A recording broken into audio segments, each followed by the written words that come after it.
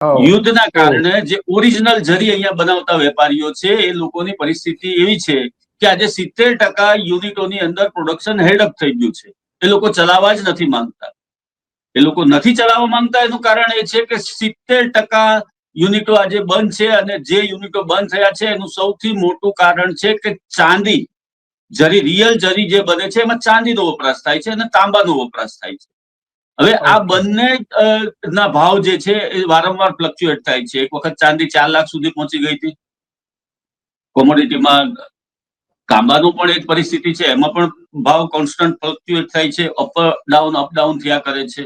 એના કારણે જરી ઉદ્યોગ પણ લગભગ મરણ પથારીએ છે સુરતનો, એવું કહી શકાય.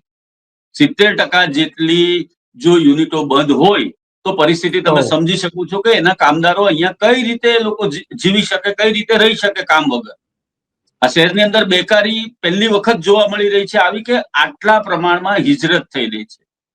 અને એક વખત પરત ગયેલા કારીગર સરકારની નીતિઓને કારણે ગામથી પરત નથી આવતા. એ લોકોને જે રોજગારી ત્યાં 100 દિવસની રોજગારી મળે છે ને એમાં જે લોકોને પૈસા મળે છે ઉપરાંત એમના ખેતીના કામો હોય છે.